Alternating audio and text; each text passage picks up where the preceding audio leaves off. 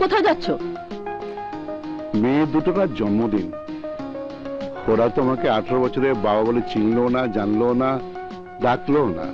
তাই সুলতানা চৌধুরীর বাড়ির একজন পুরনো চাকর হিসেবে এই ফুল দিয়ে দুই মেয়েকে জন্মদিনের আশীর্বাদ করতে চাই। 18 বছরে তোমার মতো 1 টাকার বাবার আমার মেয়ে দুটোর আশীর্বাদের প্রয়োজন হয়নি, আগামী তো হবে না। তাই বাবা সাজার ব্যর্থ চেষ্টা একদম করো না। সেই পুরনো কথাটা আবার বলছি, তোমাকে বিয়ে করা, জুই আর চম্পার পৃথিবীতে আসা, তোমাকে এই বাড়িতে এখনো পর্যন্ত থাকতে দেওয়া, সবকিছু বাবার উইলে শর্ত পূরণ করার জন্য। নইলে তোমার মতো 1 টাকার ছেলেকে কোটিপতির মেয়ে সুলতানা চৌধুরী কোনোদিনই বিয়ে করতো না। আমি শুধু বাবার সম্পত্তি পাবার জন্য বাবার জেদের শিকার হয়ে তোমাকে বিয়ে করেছিলাম। জুই আর চম্পাকে একটা কথাই বুঝিয়েছি, গরিবের কোনো মূল্য নেই, গরিবের মূল্য 1 টাকা। তবুও তো একেবারে মূল্যহীন করে দিতে পারোনি।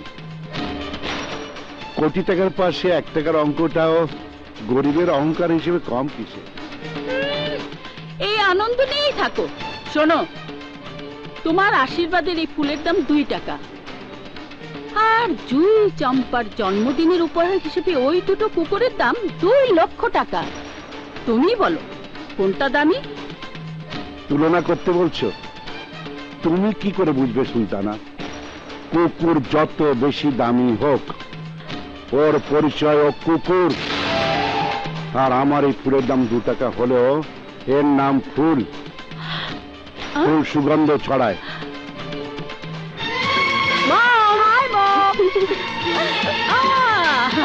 Happy birthday to Champa. Oh, my sweet mom.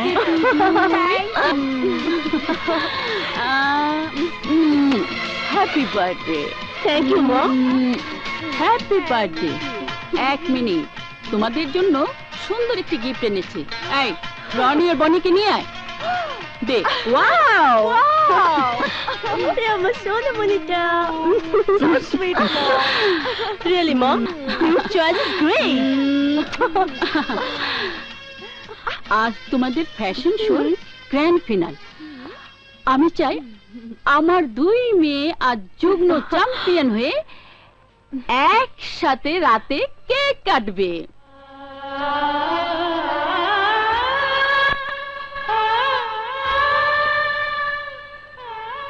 দেখতে দেখতে অনেকগুলো বছর চলে গেল। আমি এক হতভাগ্য বাবা। তোদের সামনে গিয়ে বাধ্য পড়ার ক্ষমতা আমার নেই। সে একইভাবে বলছি, happy birthday to Jui, happy birthday to Champa, happy birthday, happy birthday, happy birthday.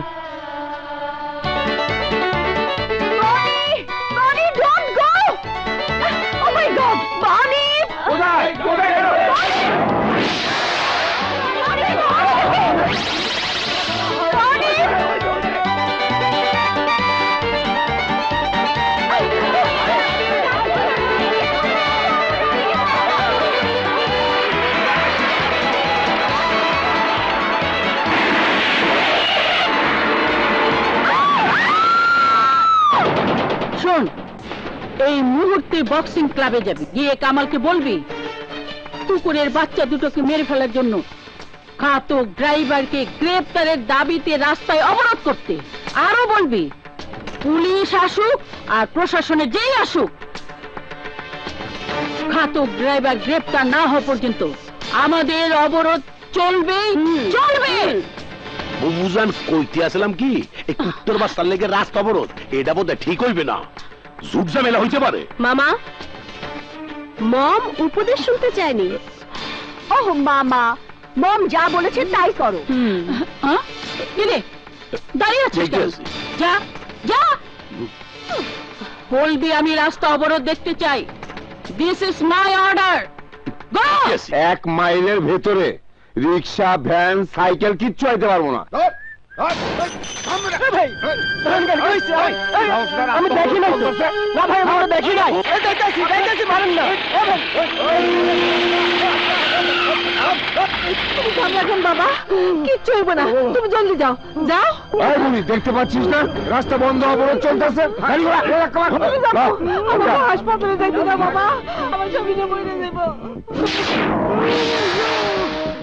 বাবা বাবা গো, আমার স্বামীকে বুকের ব্যথায় ছটফট করতেছে, সিএনজি টারে হাসপাতালে যাইতে দাও বাবা, নইলে মানুষটা মারা যাইব। কোনো চিন্তা করিস না, বুড়ো মরে গেলে ওই লাশটা গোরস্থানে নিয়ে যাওয়ার জন্য অনেক লোক আছে আমার। ওই কথা কইও না বাবা, তোমার দুটা পায়ে ধরে কইতাছি, সিএনজি টারে যাইতে দাও, নইলে মানুষটা মরে যাবে। এই বলি চুপ, এই সব প্যান প্যানানি আমার পছন্দ না।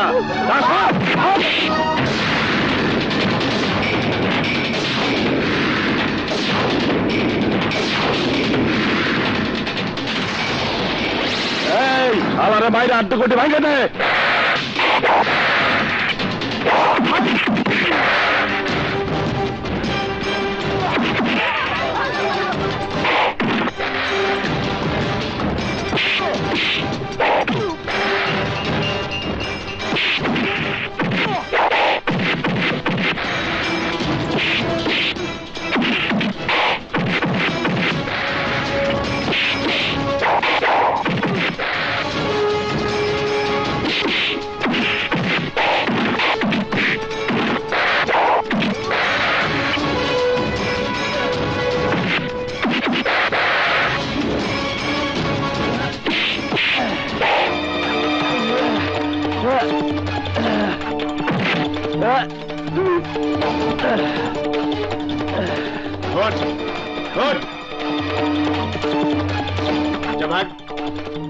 এখান থেকে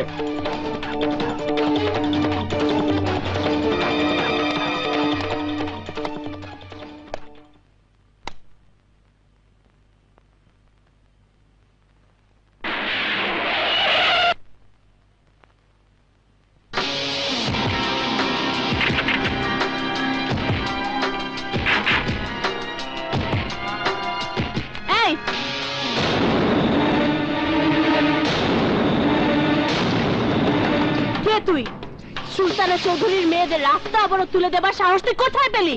দেখে তো মনে হচ্ছে বড় লোকের মেয়ে, তাই জানা নেই গরিবের যেমন মনটা বড় হয় তেমনি সাহসটাও বরাবরই বেশি থাকে।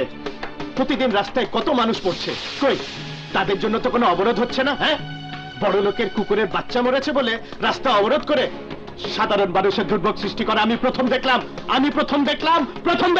তোর কোনো ধারণাই নেই, তোর চেয়ে কুকুরের বাচ্চা দুটোর দাম অনেক বেশি।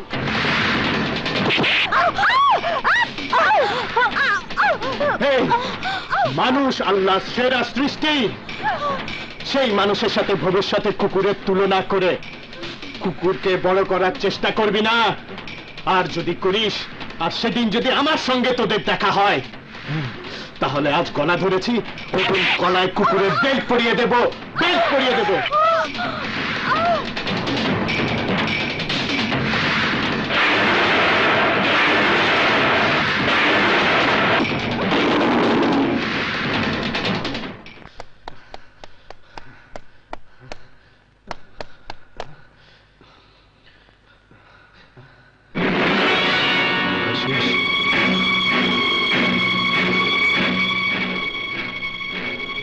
তুই স্যারের প্রিয় ছাত্র ছিলি তো, তাই স্যার দুঃখ করে বলে গেলেন সময় মতো না আসার জন্য তোর জীবন থেকে একটা বছর পিছিয়ে গেল। কোটিপতি মেয়েদের অন্যায় প্রতিবাদ করতে গিয়ে আজ আমি ভাইবা পরীক্ষাটা দিতে পারলাম না। আমার স্বপ্ন, মায়ের আশা, মারুফের পরিশ্রম সব মিথ্যে হয়ে গেল।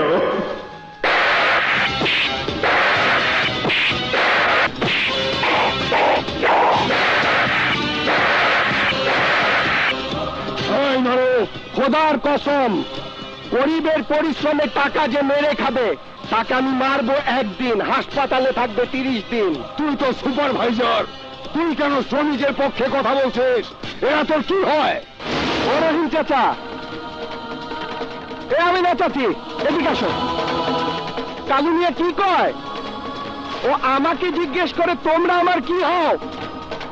তোমরা সবাই বসো। বসো। এই যে রহিম চাচা গরিব মানুষ, আমিও গরিব মানুষ। পেটের জ্বালায় এক মুঠো ভাতের জন্য যখন আমেনা চাচি কাঁদে, তখন ওই চোখের পানি দেখে মনে হয় আমার মা কাঁদছে। এই শোন, গরিবের পরিশ্রমের দাম 1 টাকা কম দিলে কেউ কাজ করবে না, কেউ না। এই নারদ, কাজ না করলে খাবি কি? আমাদের পেটে গামছা বেঁধে থাকার অভ্যাস আছে, তাই আমরা আমাদের পাওনা আদায় করেই কাজ করব। কাউকে কোনো কমিশন দেব না। কমিশন বন্ধ হলে আমার বউ দামি শাড়ি পরবে কি করে? কমিশনের টাকা দিয়ে তোর বউ দামি শাড়ি পরবে, আর আমার এই গরিব মা বোনরা ছেঁড়া শাড়ি পরে কাজ করে। একদিকে টানলে অন্যদিকে ইজ্জত বেরিয়ে যায়। এই গরিবের আবার ইজ্জত কিসের রে? টাকা দিলে তো এমনি শাড়ি খুলে দেয়। কি বললি? কি বললি? তুই আমার গরিব মা বোনদের ইজ্জত নিয়ে কথা বললি?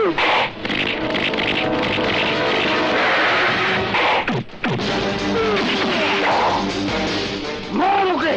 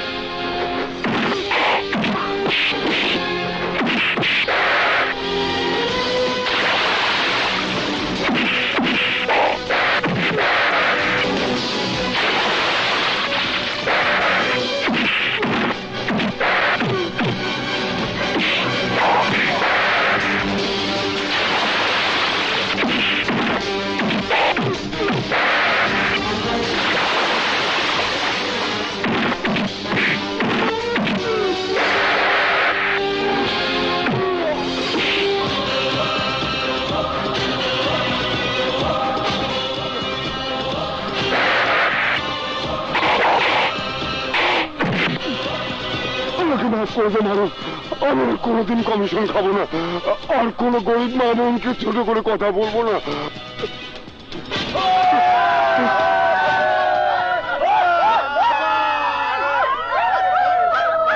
ওই ছোট লোক গুন্ডা ছেলেটাকে গ্রেপ্তার করে থানার লকআপে ভরে আচ্ছা মতো ধুলাই দিতে হবে। আপনার কথা শুনে, আপনার মেয়েদের কথা শুনে তো ছেলেটাকে গুন্ডা মনে হয়নি, একজন দায়িত্ববান যুবক মনে হয়েছে। মিসেস চৌধুরী, পুলিশকে আপনারা কি মনে করেন? পুলিশ কিন্তু আপনাদের হাতের কোনো নাচের পুতুল নয় যে টাকা আর ক্ষমতার গরমে পুলিশকে দিয়ে যা ইচ্ছে তাই করাবেন। রাস্তা অবরোধ করে অপরাধ করেছেন আপনারা, গ্রেপ্তার করলে প্রথমে আপনার 2 মেয়েকে আর ভাইকে করা উচিত। একটা কথা খুব ভালো করে শুনে রাখুন, নিজেরা অপরাধ করে সেই অপরাধে অন্য কাউকে গ্রেপ্তার করার জন্য পুলিশকে ডাকবেন না। প্রথমবারের মতো ক্ষমা করে দিলাম।